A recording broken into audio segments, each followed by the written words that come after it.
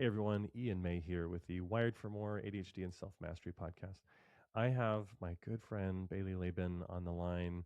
Bailey and I have crossed over because of the fact that we have both navigated plenty of sales cultures. She is actually a professional sales coach, working with sales teams, sales leaders, being able to help them implement really successful go-to-market motions, and also has had some success as a college athlete and speaks quite a bit to how many people come out of athletics into sales and even some of the culture of that experience.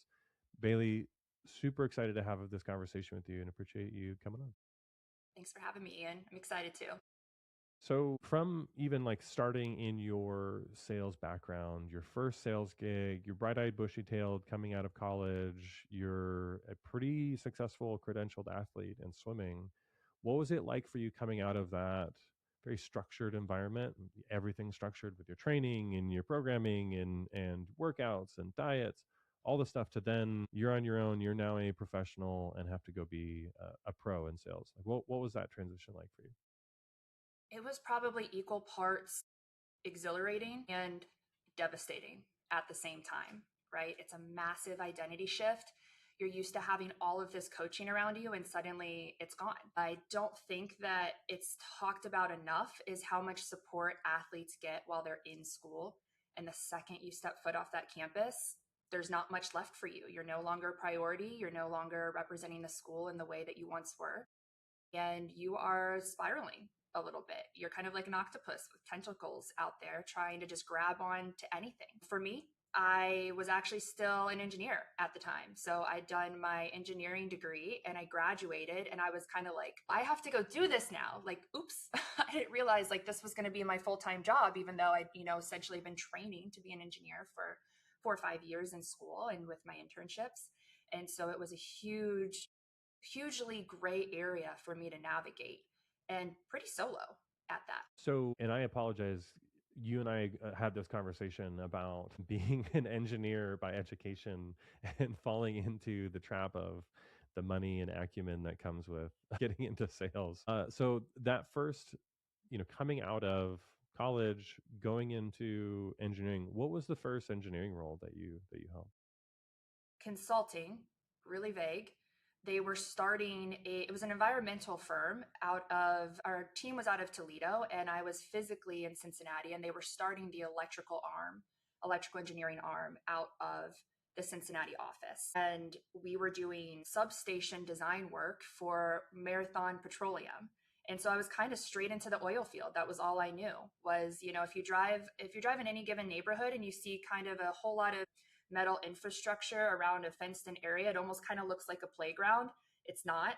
It's very, very dangerous equipment, and it's what helps feed either the oil or the electricity down into the gas stations or into your home.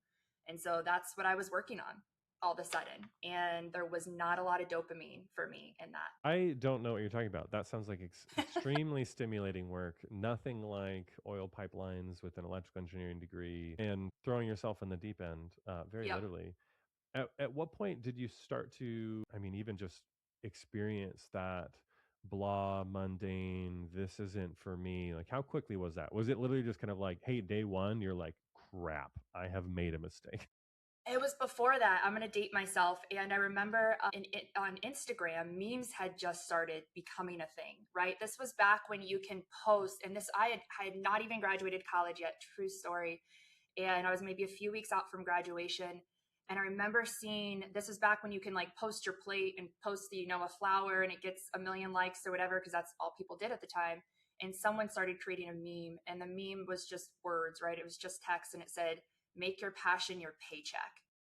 And I said, dang, I messed this one up, right? But like, I got to go try, I got to go figure it out. I had a really great internship. I had interned with Duke Energy out of Cincinnati, Ohio, and I was not a classroom girl whatsoever. I hated being in the classroom. But once I got into my internship while I was still in college, that changed everything for me. I had a really great support system with my bosses. They were super understanding of me trying to do the athlete and the engineering and the internship thing all wrapped into one. They used to come to my swim meets. Like they were more than mentors for me.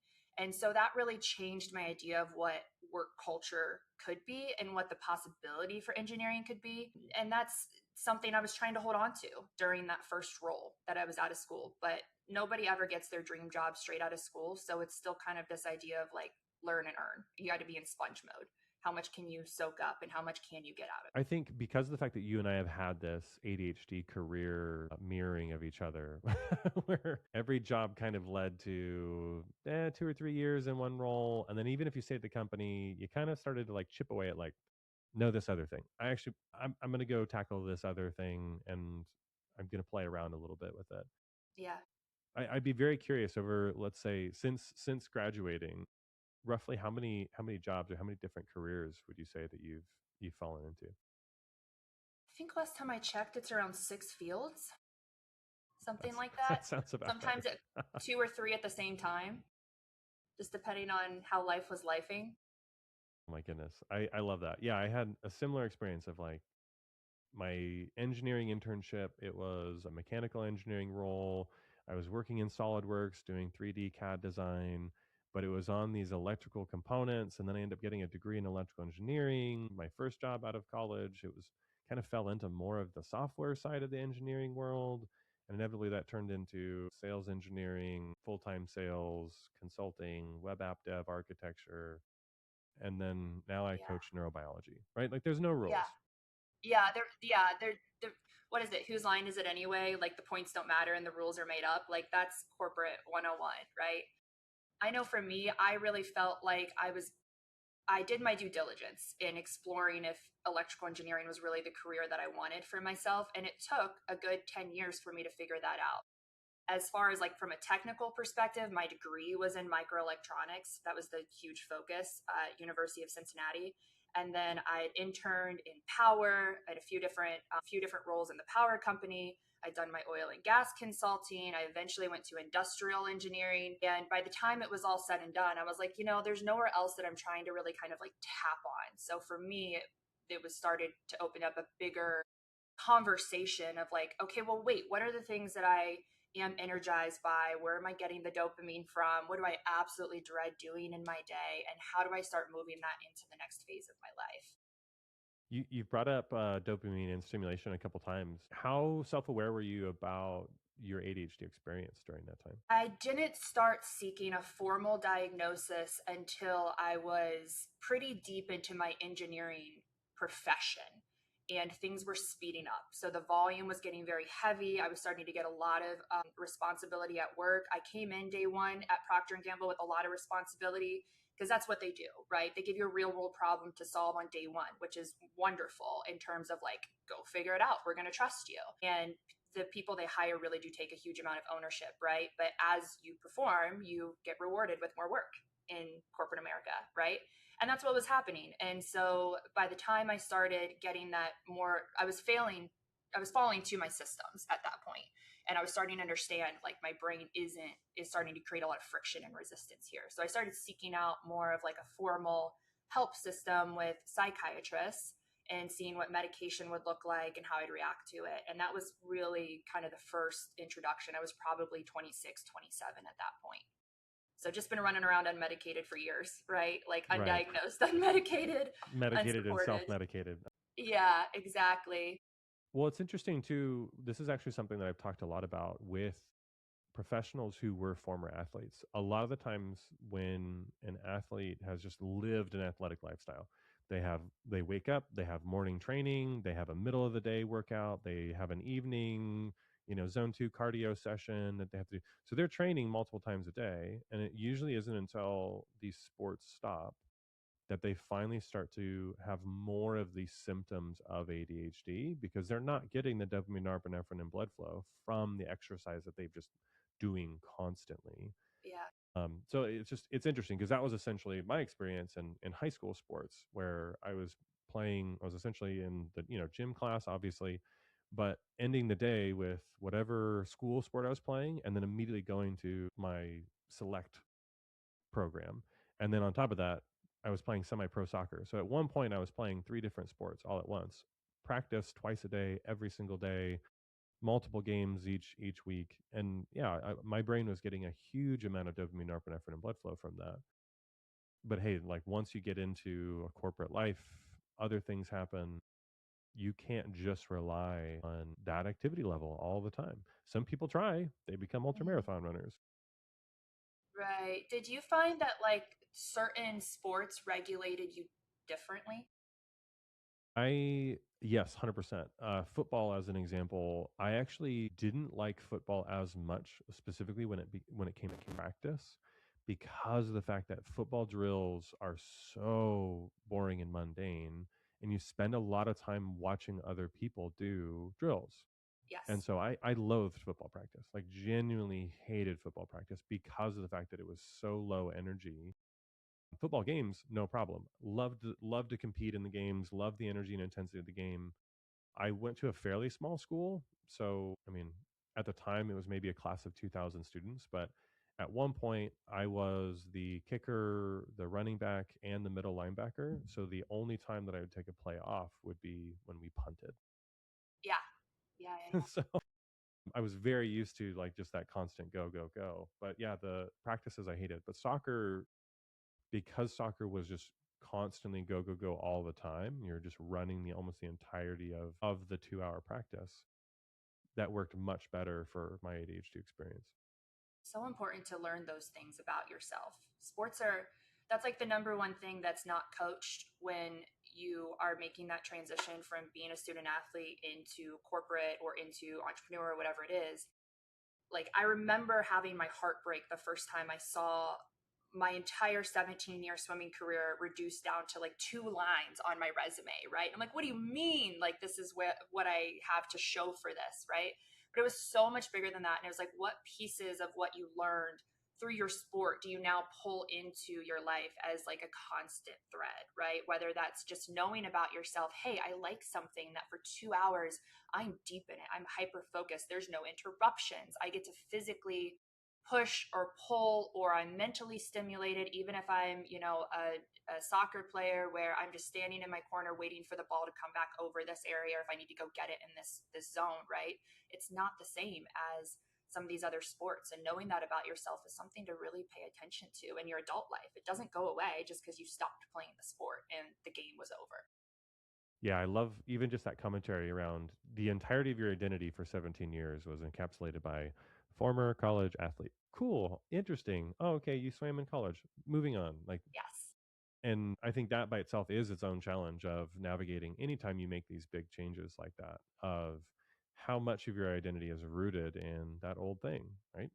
Yeah. Identity being And rooted in being an engineer versus yes. then all of a sudden moving into a new role, and who am I, how do I fit into the world, how do I, one, yes, create value, but also receive love and affirmation when this is the way that I used to do it, and I had standard operating procedures for that, and now all of a sudden I'm almost having to retrain my nervous system for, here are the new ways that my nervous system feels safe in this new crazy 100%. environment. Yeah, and I'll also say the thing that's overlooked a lot is the amount of trauma that can be associated with coming out of that season, right? It may not have, not everyone has the luxury of finishing as a college, finishing, in quotes, as a college athlete and feeling good about it. Your season might have ended early. There was, someone I spoke with the other day, they graduated in 2020, had the NCAA tournament ripped out from under them their senior year when they had a run.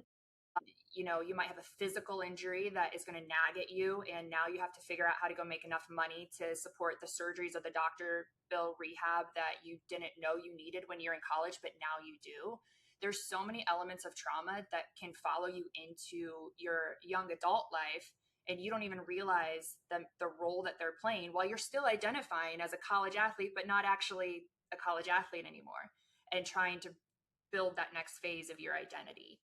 Mm. So just having the right support system around you is everything, and learning how to go build that when it's not just a community that you're plopped into, because that's what sports are, right? You are going to have to go figure out how to play with everyone in the same sandbox, whether you like them or not. Somebody else made that roster. You didn't get to do that. Oh man, even just talking about the fact of whether you like them or not, I hated my one of the high performing teams that I was on. The coach is a notorious jerk. He more than a few times grabbed me by the neck and pinned me to the ground. Mm. but it was a state championship team. They very regularly pumped out Olympic athletes that were Yep. going to, Yep. not World Cup, but to nationals and international play. And so there's something to be said about, hey, if you want to be the best in the country at this thing, this is the team to be on. Yeah. And I was No questions obsessed asked. about that. Right? Yeah, exactly. That was something that I had told myself was important to me, and I made it to the state championship game, played maybe 5 minutes because, relative to the other players, I was barely passable. I was a great athlete, but not even that good, as good as they were. But hey, I got to say, I was in the state championship game. Great. And then all of a sudden it's done. And Mm-hmm. what's interesting for me is I didn't continue that on into college. For me, everything I cared about was getting to college. So in Mm-hmm. my mind, it was like, hey, I need to get a college scholarship either through academics or through soccer plus academics. It was a And vehicle for you. yeah, that was ultimately the goal. Like I was so myopically focused on just getting to college. My family did not have a lot of money growing up. Like at one point, my dad worked for Boeing strikes happening, all the different Yeah. craziness around that. 9/11 impacted our Yep. family significantly. Yep. I would imagine. So I'm very used to food stamps at not food stamps, but food lunches at high school and so on. So university was all on me. Like if I was going to go to school, I had to make sure that I could get it paid for.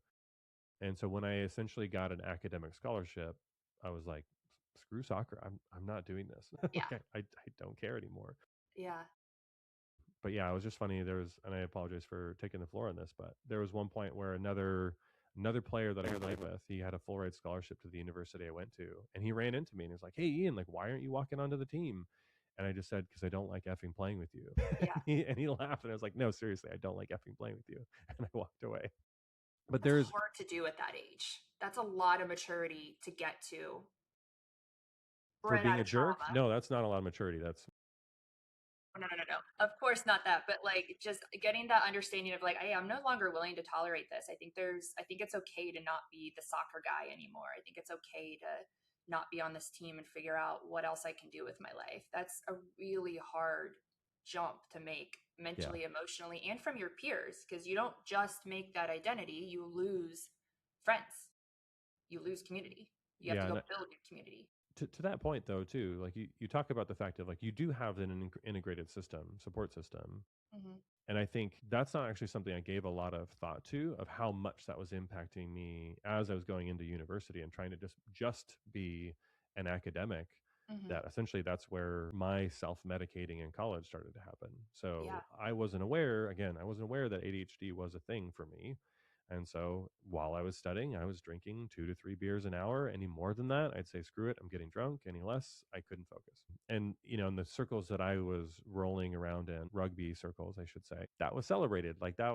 that was something that was, Culture. you took pride in, Yep. your ability to drink and still be very high performing in your academia. But so like moving that into the workplace, you went from engineering, multiple different types of engineering, right? So Yes. even your microelectronics degree, to then all of a sudden being in, gas. Obviously, there's some amount of electrical high scale power that's associated. Where did the transition come where you started to get into sales, right? You worked for VMware for a time. How did that jump happen? Shoot, right place, right time. I had somebody quite literally pluck me off the street and ask me if I wanted to be a personal trainer. And I said, "You don't understand. I'm not certified. I've never done that before. I was a college athlete. I, of course, had transferred my excess energy into weightlifting 6 times a week, 400 reps a workout, just running myself into the ground. Like, I wasn't going to go row 300 pounds because I was going to protect my joints, but I was going to go do the reps still, right? And so I'd maintained some level of physique enough for this person to approach me. And they did bring me in. They did train me. I did get certified, all the things. And they taught me my first sales process about how to bring a personal training client in and to understand, why this, why now, what's important, do the discovery. They gave me a framework. They taught me how to close.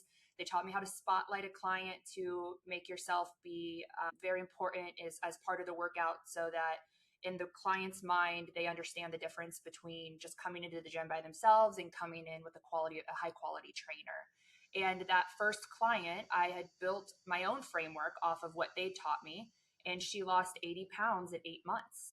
And it was just this huge breakthrough of like, I was doing my engineering job during the day. I was doing 2 hours, 2 to 4 hours a week of personal training, and this client was having massive success. And at the time, I thought I'd really made it in my engineering career. I was being flown to Italy first class to go oversee these assembly lines being built and then cut down, shipped to Canada, going to Canada, watching them be reinstalled and teaching them how to use the electrical portion of the platform. So I was in this very like niche, innovative project that was delivering a product to the world that was winning awards. And like, that's everything that I'd been working towards in my engineering career. I should have been happy.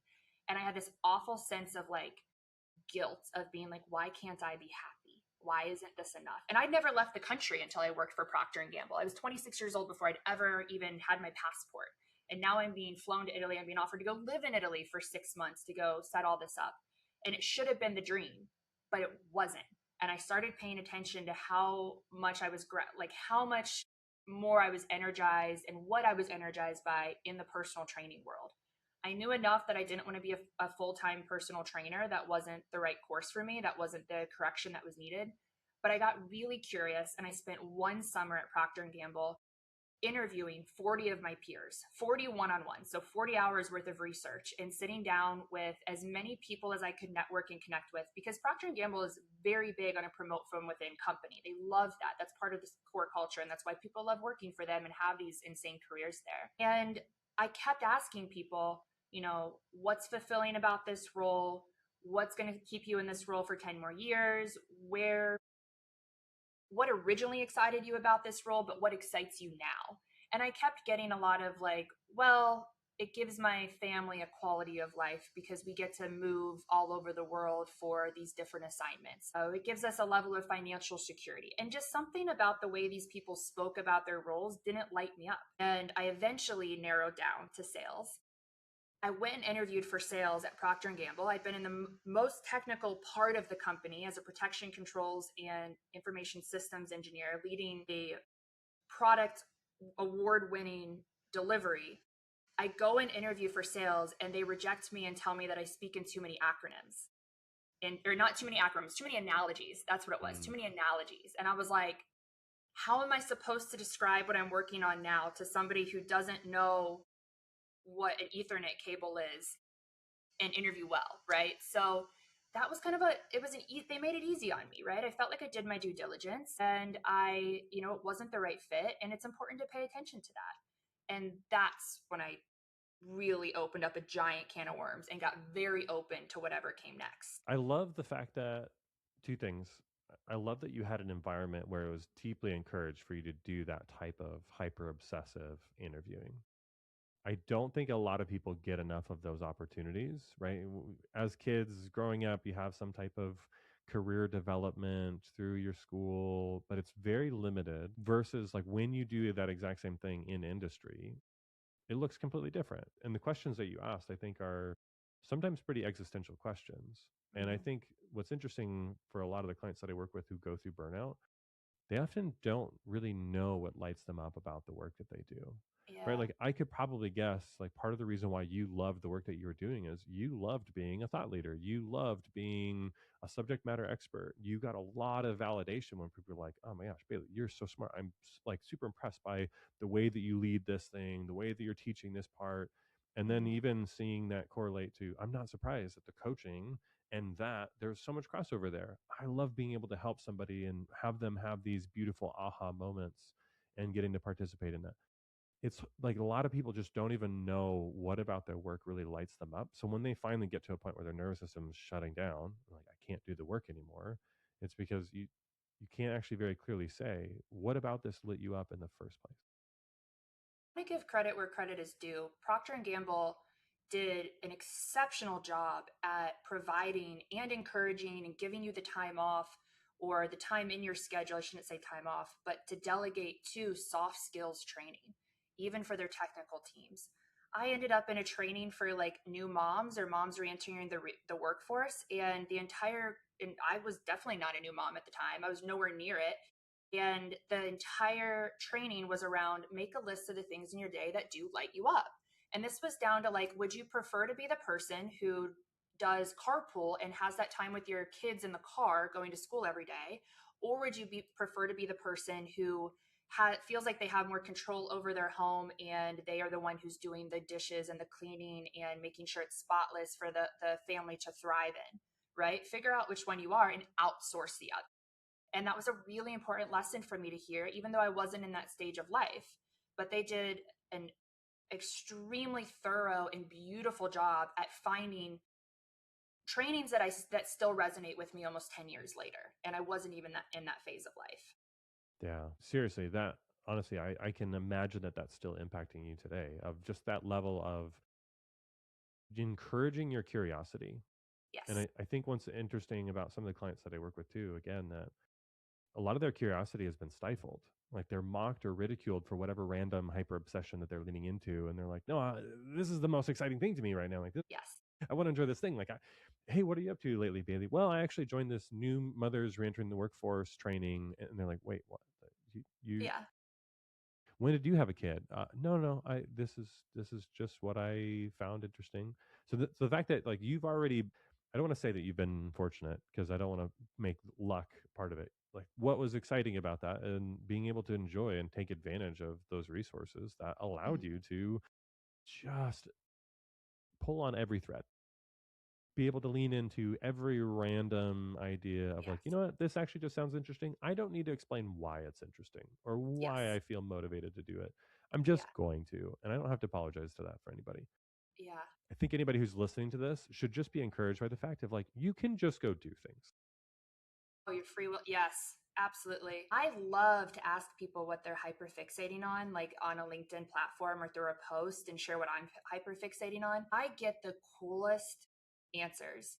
I think the most recent one I heard was somebody commented on my post. I didn't know them, and they said that they have a hobby of going to dive and find megalodon shark teeth, and they put a picture of it, and it was a shark tooth the same size as your laptop.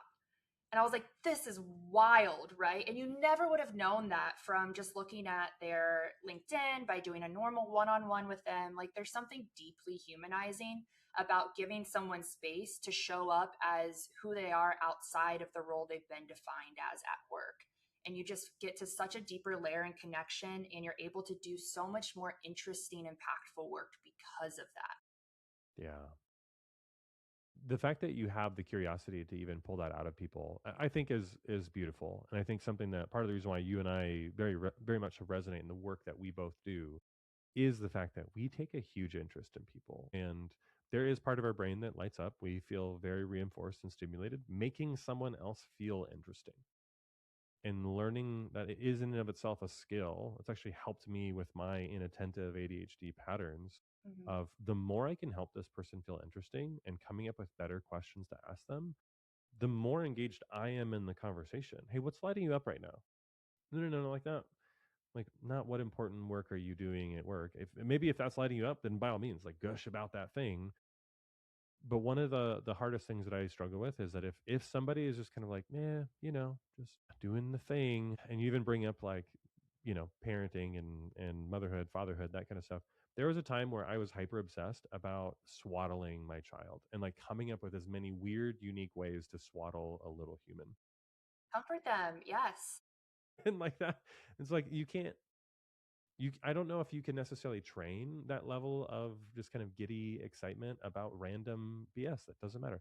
I don't need anybody else to validate me that that is interesting. But hey, if you Yeah. want to ask me about some really cool ways to to swaddle a child, I Yeah, have this really cool exactly. photo one that makes her look like a little Japanese woman, and it's awesome. It's fun. Like Cute. it's totally random. But I think where we can even struggle is people who just don't. They kind of ho hum through life and don't know how to explore, live life through a lens of joy, Yeah. curiosity. Just So I came up with this theory during COVID times, and I've been testing it ever since. So a it's good around time to 60. have really deep thoughts. Right, right, exactly. Like just me on my couch or jump roping in my, 7 by 7 living room, like dark times. And the takeout margarita down the street that they let us have in Texas at the time was wonderful. So here's what came out of that. I came up with this theory because I was really contemplating on the differences between motivation, discipline, and curiosity, the relationship between the three.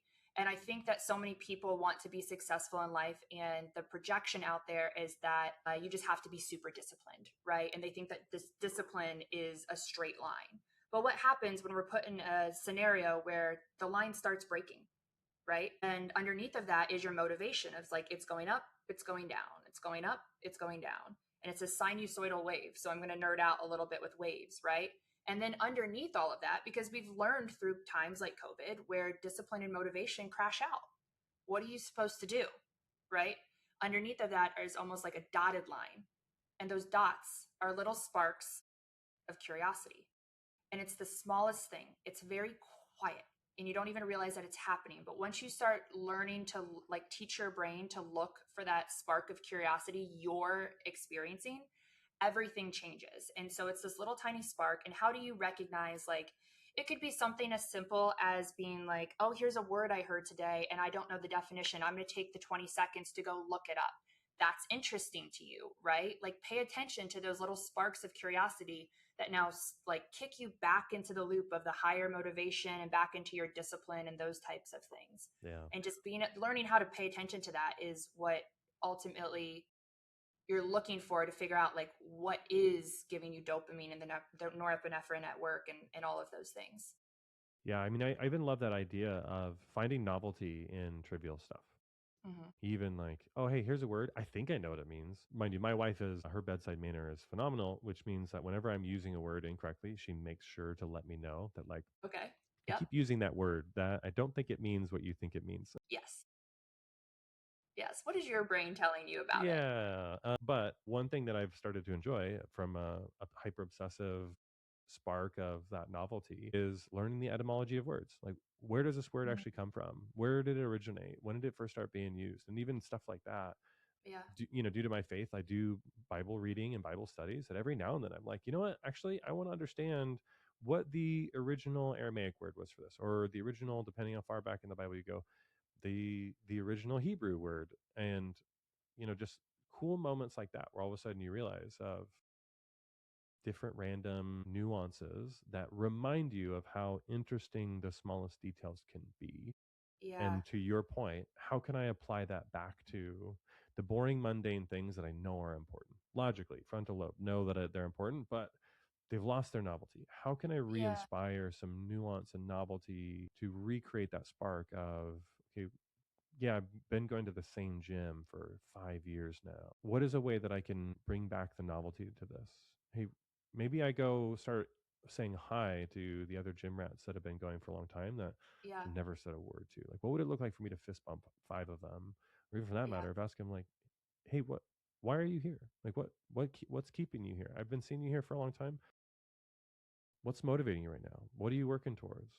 What Yeah. are you struggling with, right? And I ask people that question, like, hey, how can I be praying for you? Or for that matter, when people are like, Ian, how can I get triceps like yours? Like, sure, the rep sets, this, that, and the other thing. But more importantly, hey, where do you get your peace from? Yeah. What's keeping you from your peace out in the world? And all of a sudden, you start opening this door of the reason why I train now has much less to do with my need to stimulate hypertrophy and grow muscle and so on. It's to have these really deep, meaningful conversations at the gym. So when 5 o'clock rolls around on a Tuesday and I'm tired and I'm frustrated and I like, why am I still doing this? I don't need to train. Like, I've built enough muscle. I've already achieved some accolades there. Mm-hmm. Being reminded of it was never about the muscle in the first place. When you don't want to go, that's when you need to go figure out who you're supposed to be connecting with. Mm-hmm. And all of a sudden, you have these amazing stories, like a guy who says, I don't know how to be home with my wife because she miscarried 2 weeks ago. You're the reason why I showed up to the gym today. It had nothing to do with my need to work out. Yeah. You get to Curiosity hear is stories like that. such a powerful tool, and it can serve you in like two different ways, right? For the sales rep of, some level of sustainability, your relationship with joy will make or break you because you're so tied to a number in that delivery. And reserving space for your curiosity to kind of free flow and not be tied to a quota or a deliverable or an attainment or achievement is so important to reconnecting with like just who you are and what your strengths are as a human being and not a sales rep. And then at work, being curious about the whole human in front of you and not just the person with the VP of infrastructure title that you're trying to sell your software platform to, right? You need to see them as the mom that has three kids, or the dad that, just said goodbye to his childhood dog, or whatever that is. Everyone has a life outside of work, and understand having that curiosity about the whole human at work will serve you.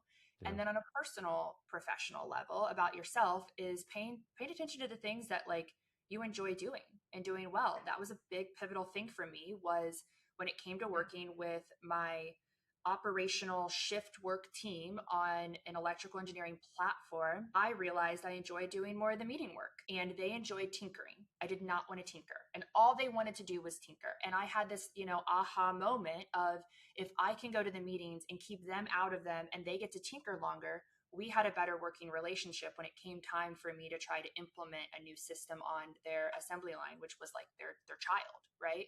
And so paying attention to those little, it's curiosity is quiet. It's very quiet right up until you give it a microphone. So good. I love that. So, because I promised that I'd keep us on time, would love, Bailey, for you to share anything that you're working on that you're currently excited about, that the Mm. audience might enjoy or appreciate, or how they can find you. Sure. I've been very intentionally building up my LinkedIn platform. There are very few women in enterprise sales compared to our male friends, and the ones that are there are crushing it. And I wish that more women would post about their experiences, because it's not an either or of male or female of who's going to be successful. It's an and. And to figure out which gender is bringing what strengths to the table and how to pair them together creates this very beautiful algorithm a very of a sales process that is welcomed at the C-suite level for these Fortune 500 companies that I work with. So you'll see me post a lot about all of the unconventional sales nuggets that I learned along the way. My, I guess, claim to fame right now in this time of my season is I closed $20 million in 3 years when I first got into the software sales industry. So I brought this engineering approach to sales. And so I try to share as many of those nuggets as possible. And I just hope, my ask is that when you come to my platform, you make a connection, you reach out to someone, even if it's not me, you leave your own unconventional sales nugget, and we continue to just move the needle forward. Love that. Bailey, thank you so much for jumping on. Appreciate the time and the conversation and just getting to enjoy the nuggets and the nuance of your experience. Absolutely. It's been a pleasure talking with you today, Ian. Thank you. Likewise.